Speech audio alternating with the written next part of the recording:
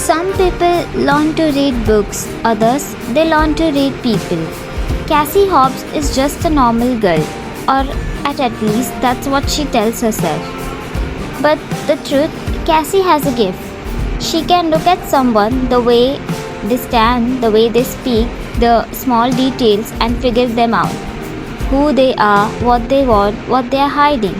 It's not something she's trained for, it's instinct. And it's exactly why the FBI comes looking for her. One day, Cassie is approached with an offer: join a classified program filled with teenagers just like her, each one with a rare, almost unnatural ability. Profilers, lie detectors, emotional readers, statistical geniuses. They are called the Naturals. The goal? To train them to solve the most dangerous cases, the kind even experienced agents struggle with. Cassie says yes, not because she trusts them, not because she's brave, but because of her mother. Years ago, Cassie's mother disappeared without a trace. No body, no answer, just gone. And deep down, Cassie believes if she gets close enough to the FBI, she might finally uncover the truth. At the program, she meets the other, each one brilliant, each one broken in their own way. Michael, charming, playful, and a master at reading emotions. Dean, quiet, intense, a profiler who sees the world the way killers do.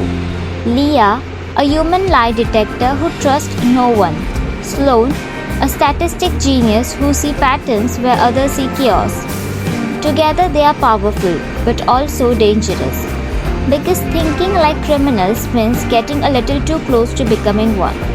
At first, it feels like training, exercise, civilization, learning how to think, how to analyze, how to predict. But then, it stops being a game.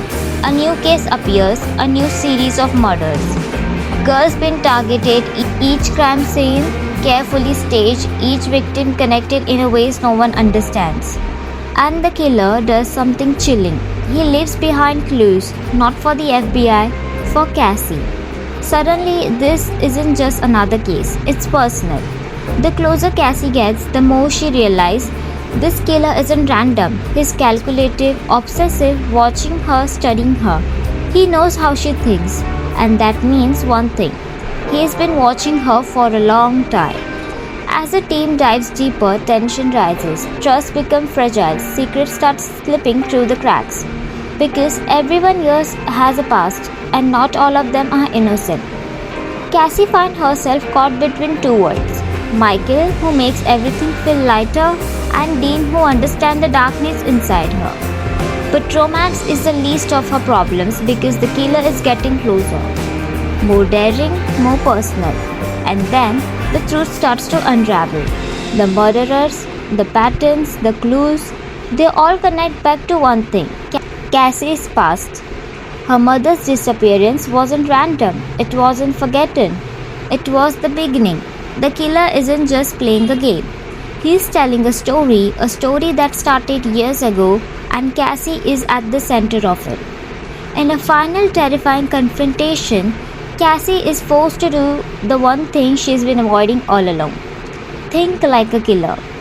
Not just understand him, become him. Because that's the only way to stop him. And when she finally pieces it all together, the truth is darker than she ever imagined. Her gift? It's not just a talent, it's the reason she was chosen. Because sometimes the only way to catch a monster is to realize you are part of the story all along.